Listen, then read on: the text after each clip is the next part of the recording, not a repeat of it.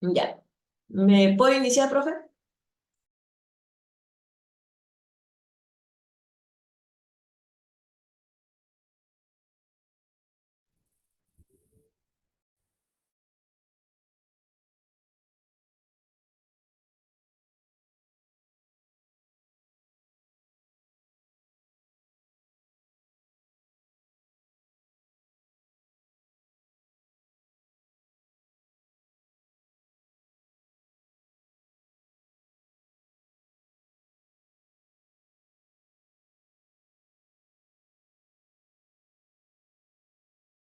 Listo, chicos, continuemos. Vamos a observar acá, por ejemplo, mm, el llenado aquí vamos a observar, por ejemplo, ya, vamos a continuar, los sonidos cardíacos. ¿Qué es un sonido cardíaco? Un sonido cardíaco se produce por el cierre de las vibraciones de las válvulas auriculoventriculares. ¿Listo? Vamos a tener en cuenta, por ejemplo, también que el primer sonido viene a ser el primer sonido viene a ser, por ejemplo, chicos, el, el primer sonido viene a ser por el cierre de las válvulas tricúspide y bicúspide. ¿Listo? Y el segundo sonido es por el cierre de las válvulas, listo, el segundo sonido es por el cierre de las válvulas eh, que se produce, en este caso por el cierre de las válvulas sigmoideas, listo, es por el cierre de las válvulas sigmoideas. Entonces, lo normal es para nosotros escuchar tricúspide y bicúspide, listo, eso es lo normal para nosotros. Pero escuchar primer ruido y segundo ruido. ¿Listo? Escuchar primer ruido y segundo ruido. Y hay que tener en cuenta, sí, hay que tener en cuenta, por ejemplo, que si hablamos del,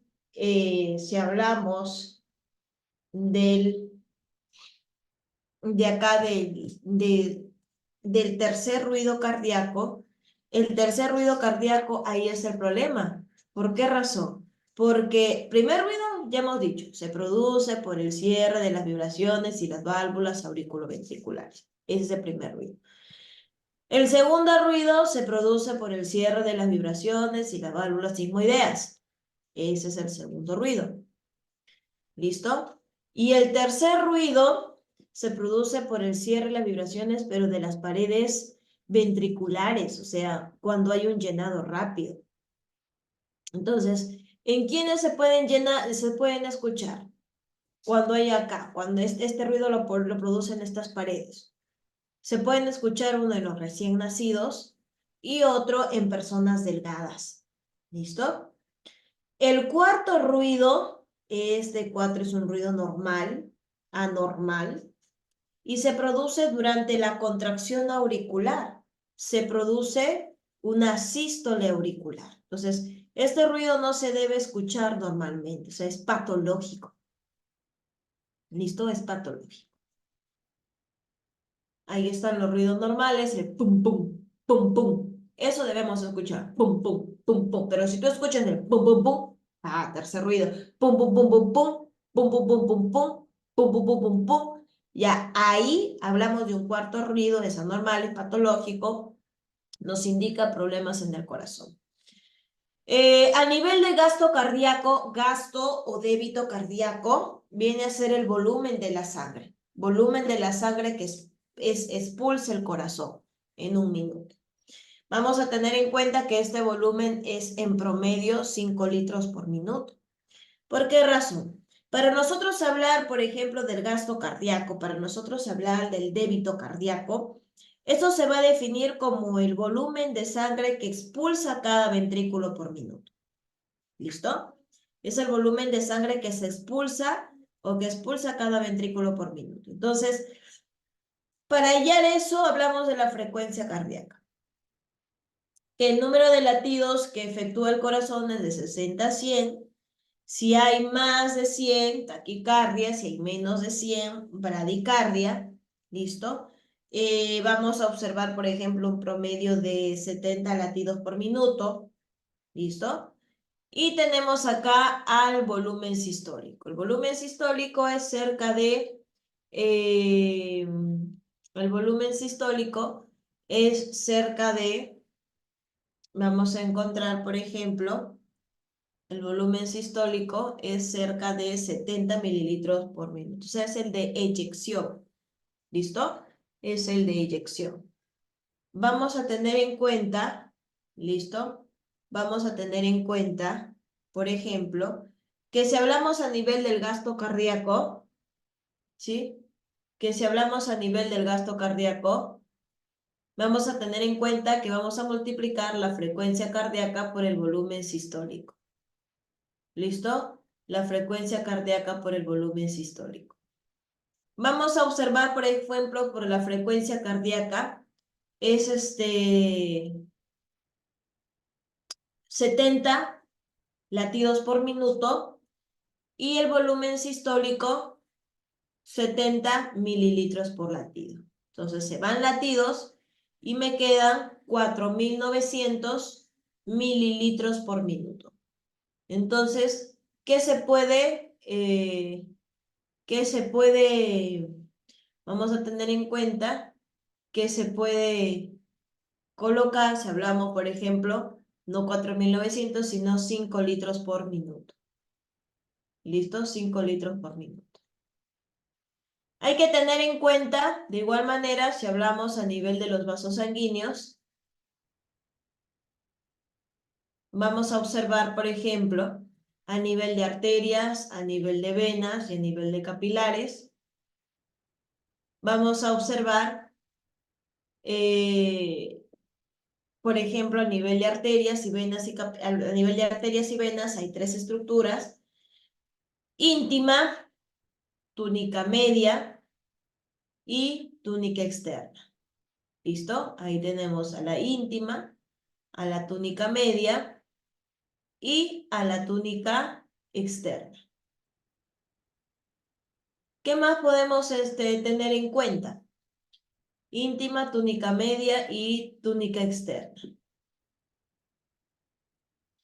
Que en una de las dos va a estar más desarrollada. Por ejemplo, a nivel de arterias, la que está más desarrollada viene a ser la media. ¿Listo? Ahí lo tenemos. Mira, ahí está. La túnica íntima, ¿qué presenta? Endotelio. La túnica media presenta fibras elásticas, presenta miocitos, fibras musculares lisas. Y la túnica externa, ¿qué presenta? El vaso vasarum. ¿Listo? ¿Y qué viene a ser el vaso vasarum? ¿Qué viene a ser el vaso vasarum? El vaso vasarum, chicos, viene a ser, por ejemplo, el vaso de vasos. ¿Listo? El vaso de vasos.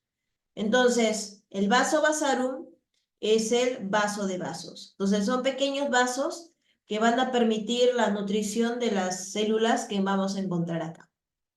¿Listo? Vamos a encontrar, por ejemplo, una lámina elástica externa. Y esta lámina elástica externa me va a separar a la túnica externa de la túnica media.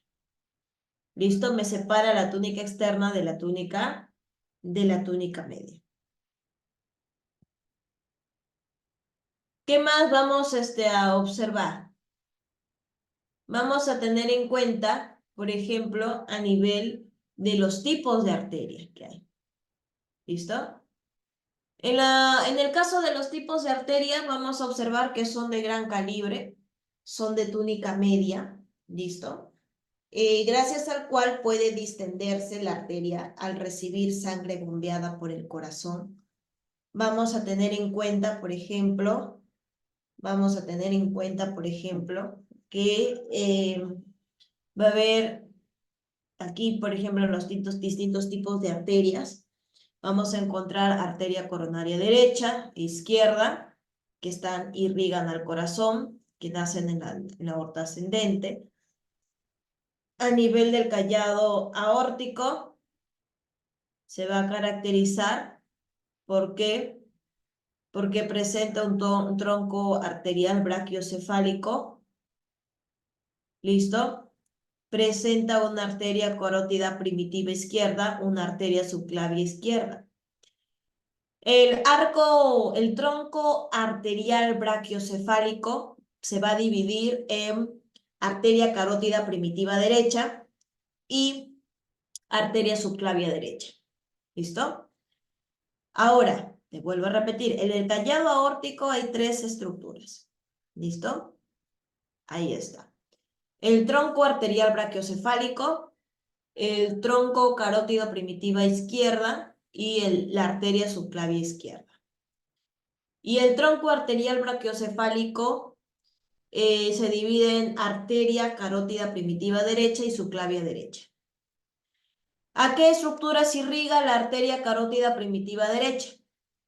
Al lado derecho de la cabeza y cuello. Subclavia derecha, extremidad superior derecha, eso es su brazo.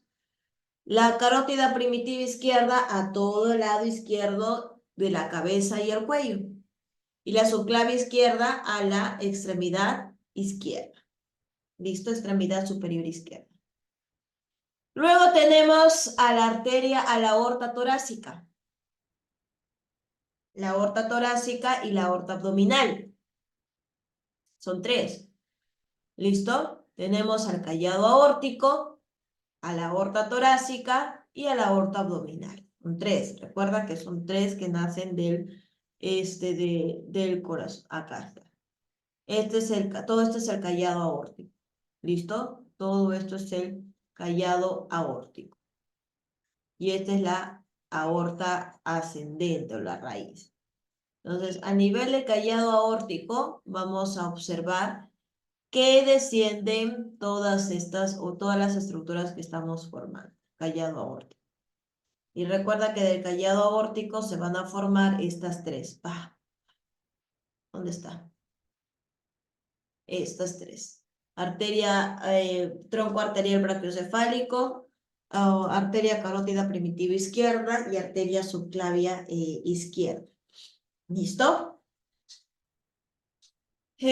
Vamos a observar, por ejemplo, la arteria en la aorta torácica.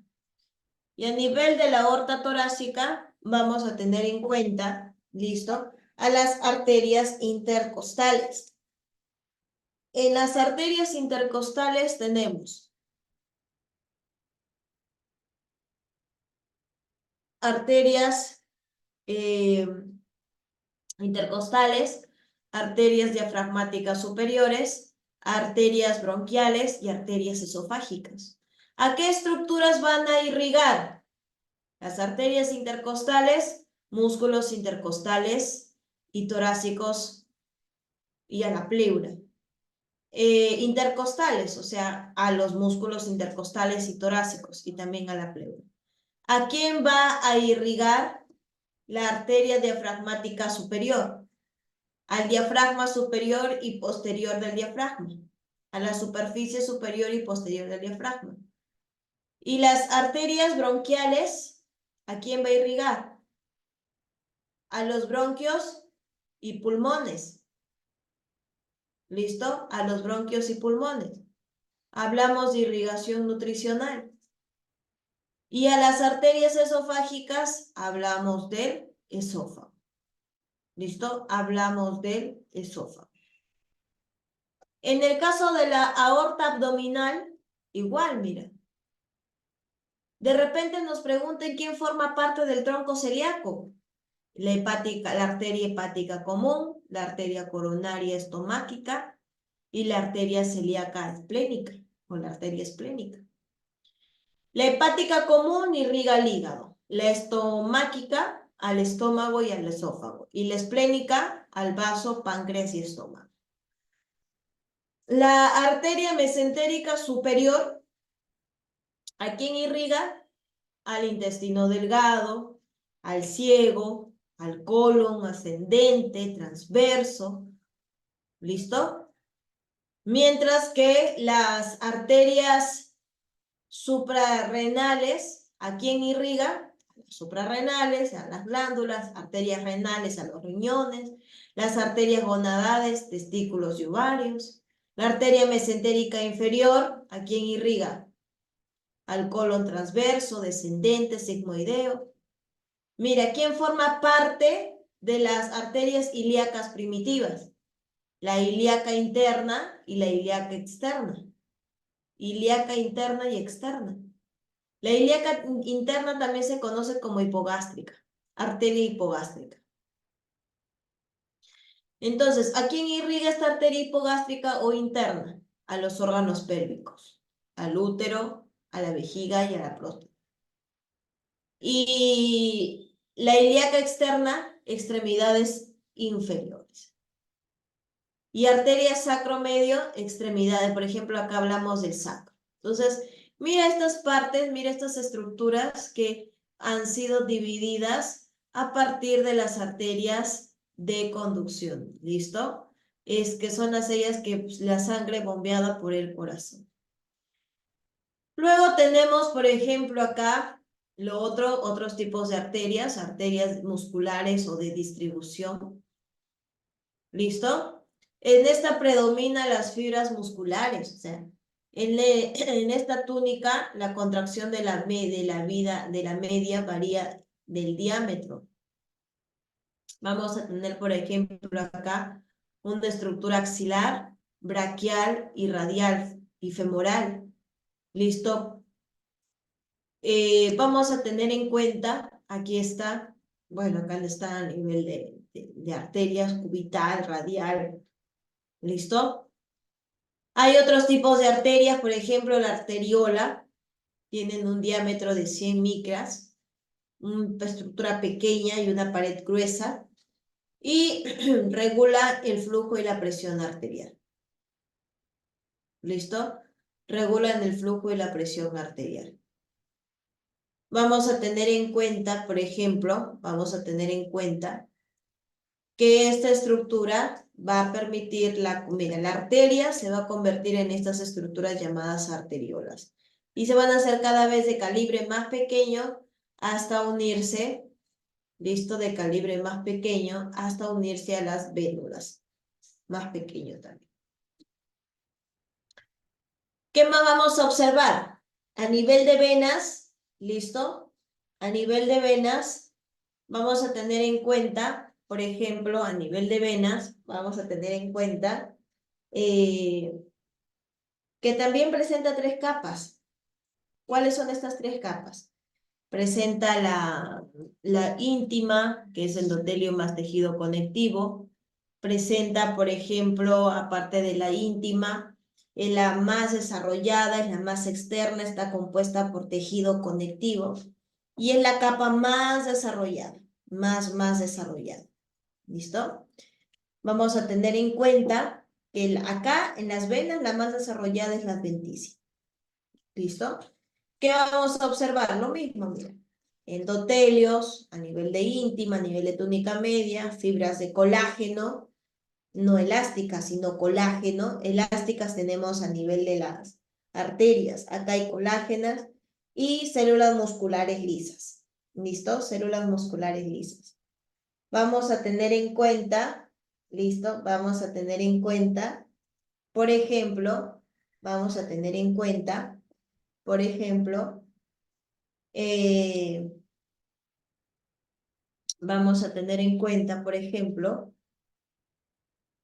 que hay vénulas, las vénulas son de menor calibre, que colectan a los capilares, que colectan a la sangre de los capilares y se unen produciendo venas de mayor calibre. Entonces, hay venas también de pequeño y mediano calibre que presentan vénulas en su trayecto y venas de gran calibre, que son vasos de gran diámetro, paredes largas. ¿Listo? Paredes largas. Ahí encontramos, mira. Entonces, aquí vamos a observar, por ejemplo, a las arterias. Las arterias se inician a nivel de ventrículos. ¿Listo? Se inician a nivel de ventrículos, se inician inician en ventrículos y terminan en capilares. Eso hacen las arterias. Y las venas, por el contrario, las venas se inician en los capilares, ¿listo? Se inician en los capilares y terminan en las aurículas, ¿listo? Y terminan en las aurículas. Y terminan en las aurículas.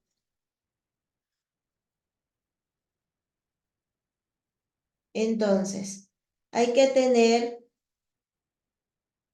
listo, hay que tener que las arterias son divergentes y en las venas son convergentes.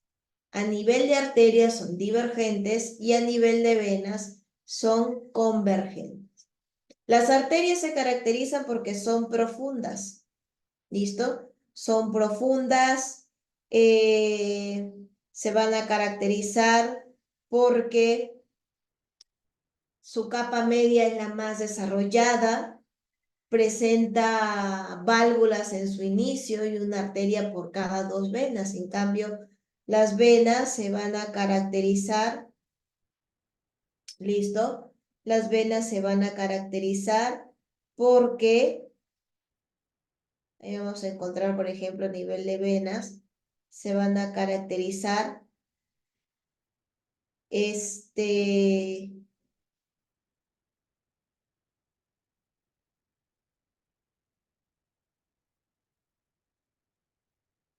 listo, se van a caracterizar porque vamos a encontrar por acá, por ejemplo, a la capa adventicia, que es la más desarrollada, y las válvulas en su trayecto, ¿no? 2 venas por cada arteria. En cambio acá, por ejemplo, a nivel de las arterias, listo, a nivel de las arterias, vamos a tener en cuenta que transportan sangre del corazón a los tejidos. ¿Listo? Estos transportan sangre del corazón a los tejidos. Y vamos a observar que soportan altas presiones. ¿Listo? Soportan altas presiones, no contienen sangre, no se colapsan. ¿Listo? Contienen sangre arterial, excepto las arterias pulmonar y umbilical. Y una dilatación anormal que puede causar una aneurisma. ¿Listo? Una dilatación anormal puede causar un aneurisma. ¿Listo? Un aneurisma. ¿Qué más vamos a tener en cuenta? ¿Qué más vamos a tener en cuenta? Que a nivel de venas transportan sangre a todos los tejidos, o sea, de los tejidos al corazón, las venas, y soportan grandes presiones. O sea, cuando no tienen sangre, sí se colapsan, porque ellos no tienen fibras elásticas.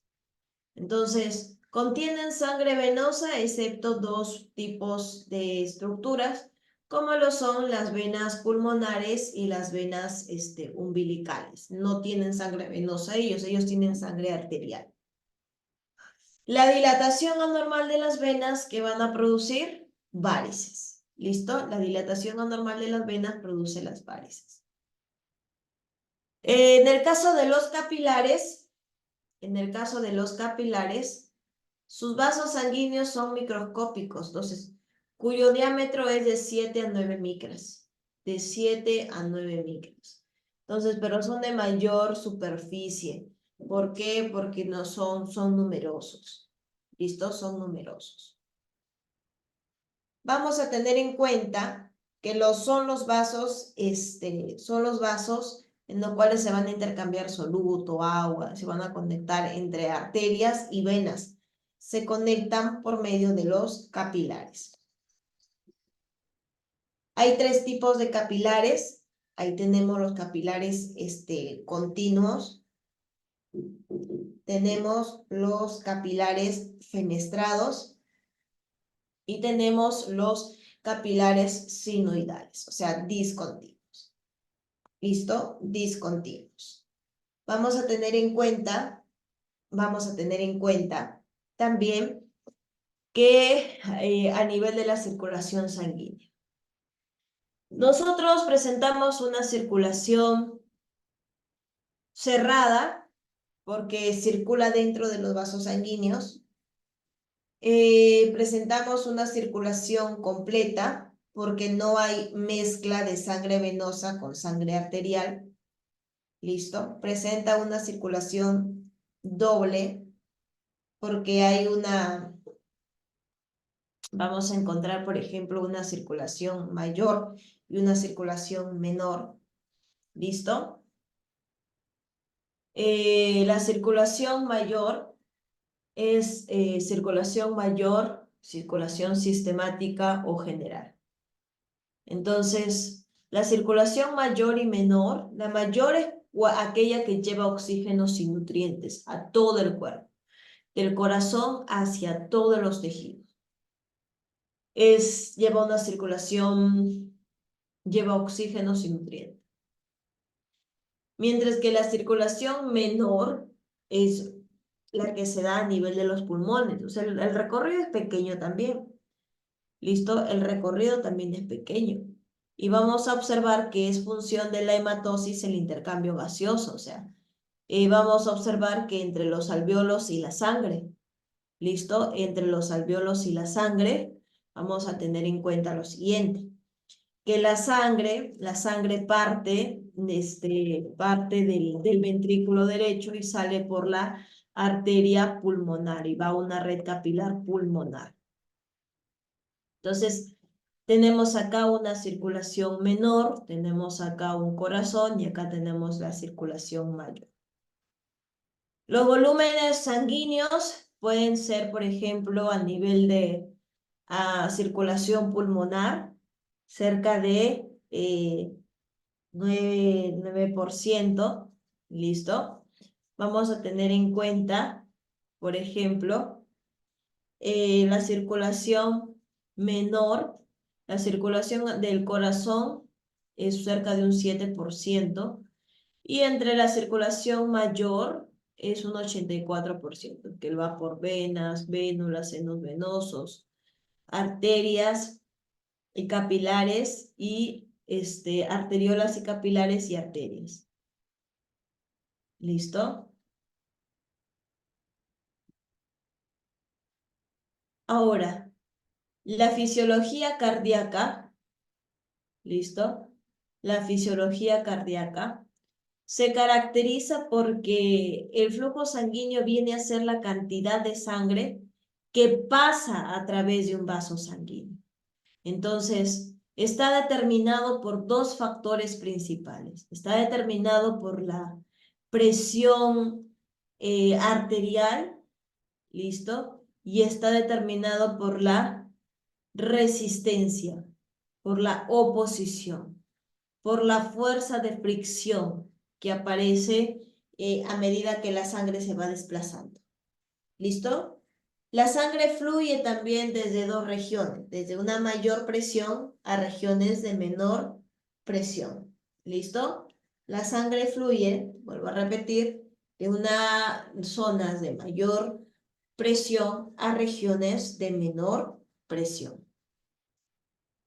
Hay que tener en cuenta, ¿listo? Hay que tener en cuenta también que si hablamos a nivel del flujo, el flujo sanguíneo en primer lugar es unidireccional. O sea, ¿qué quiere decir que es unidireccional? Que va desde la zona de alta presión a unas zonas de baja presión. ¿Listo? La arteria aorta es la que soporta la más alta presión. ¿Listo? Es la que soporta la más alta presión. La presión arterial, ¿qué es la presión arterial? La presión arterial, si bien es la fuerza ejercida por la sangre sobre las paredes de las arterias. ¿Listo? Entonces, el valor de la presión arterial no es estable, sino que varía con las fases del ciclo cardíaco. ¿Listo? Considerándose dos tipos de presiones. La presión sistólica y la presión diastólica. ¿Listo? La presión sistólica y la presión diastólica. En el caso de la presión sistólica es el valor más alto y coincide con la eyección ventricular. ¿Listo? Y coincide con la eyección ventricular. Y la presión diastólica es el valor mínimo. Es la presión resultante después de la eyección.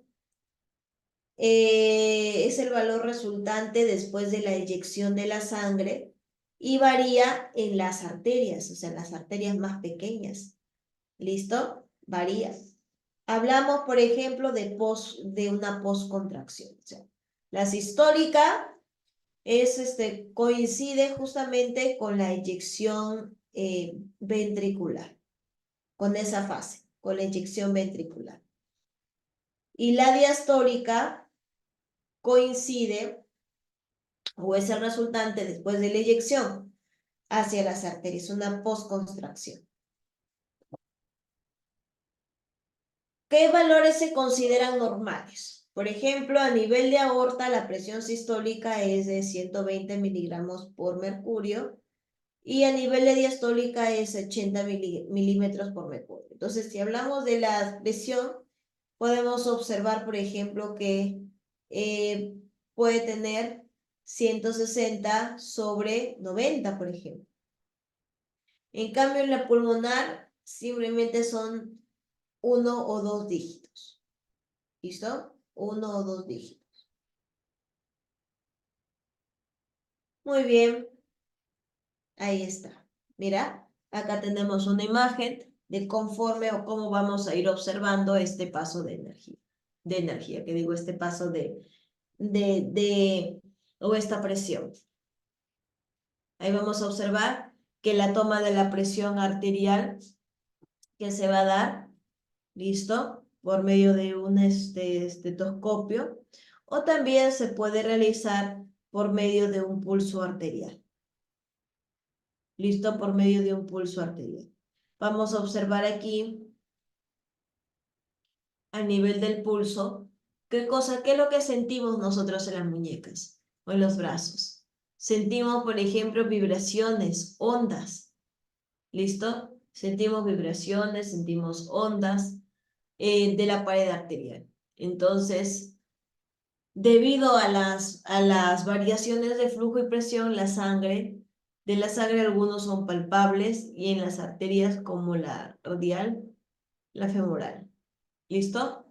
Entonces, ojo, podemos tenerlo a nivel de brazo y a nivel de femoral. ¿Cuáles son, si lo contamos de manera manual, si contamos las pulsaciones, cuánto es lo normal que debemos contar? De 60 a 100 latidos o pulsaciones por minuto. ¿Listo? Debe coincidir. Mayor a 100 es taquisfigmia. Mayor a 100. Y menor a 60 es bradisfigmia. ¿Listo? Mayor a 100, taquisfigmia, y menor a 60, bradisfigmia. ¿Listo? Bradisfigmia. Si hablamos, por ejemplo, a nivel de retorno venoso, el retorno venoso viene a ser el regreso de la sangre al corazón, o sea, cuando la sangre fluye en la región de alta o de baja presión. Ahí vamos a obtener, por ejemplo, del 1, 2, 3, 4, 5, 6. Vamos a observar, por ejemplo, la baja presión de la aurícula derecha. ¿Listo? El principal factor acá, el determinante, chicos, viene a ser la alta presión desarrollada en el ventrículo izquierdo. ¿Listo? Acá este es ventrículo izquierdo. El ventrículo izquierdo y a la aurícula derecha. ¿Listo? Otros factores que influyen el resto, el retorno venoso son la bomba muscular esquelética, las válvulas venosas y presión negativa del tórax. No te olvides. ¿Listo? La sangre fluye de una alta a una baja presión, del ventrículo izquierdo a la aurícula derecha. ¿Listo? Del ventrículo derecho a la aurícula derecha. Hay que tener en cuenta que también hay otros factores, como te había mencionado. ¿Cuáles son esos otros factores? Uno, factores para el retorno venoso. Uno viene a ser la bomba muscular esquelética, ¿listo? Y esa bomba muscular esquelética se va a caracterizar, hay bomba muscular esquelética, hay válvulas venosas y hablamos de la presión negativa del tórax. ¿Listo? Entonces, la cual realiza una función de succión. Entonces, aquí, mira, la contracción del músculo esquelético y relajación del músculo esquelético. Contracción del músculo esquelético y relajación del músculo esquelético. Acá hay otro ejemplo también, mira. Cuando el músculo es contraído, se va a tener que cambiar la conformación de algunos músculos o de otros músculos. Algunos se contraen y otros se relajan. ¿Listo? Unos se contraen y otros se relajan. Vamos a hablar acerca de la circulación fetal. ¿Listo, chicos? Vamos a tener en cuenta acerca de la circulación fetal. Y vamos a tener en cuenta que el feto recibe de su madre el oxígeno, el aporte sanguíneo, con oxígeno y nutrientes. Entonces, la sangre fetal realiza el intercambio nutritivo de oxígeno con la sangre materna a través de la placenta. ¿Listo? A través de la placenta. Entonces, hay que tener en cuenta que tiene acá cordón umbilical y presenta su cordón umbilical y presenta por acá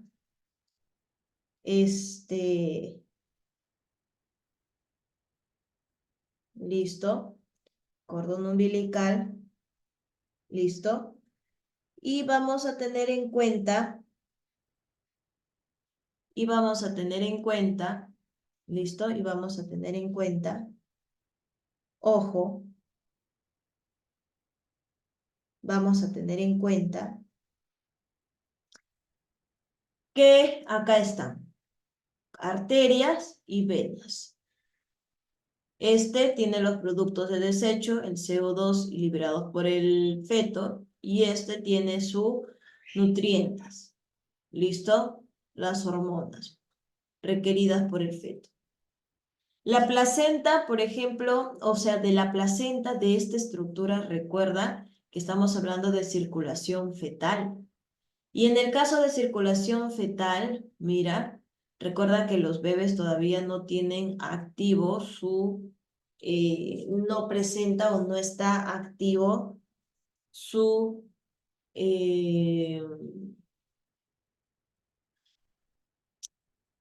¿cómo se llama? No está activo el sistema respiratorio, o sea, no utilizan los pulmones todavía. Por eso tiene que tener otro mecanismo. Ya cuando nacemos, recién ahí se activan nuestros pulmones. Recién ahí empieza a ingresar aire en nuestro organismo. ¿Listo? Entonces,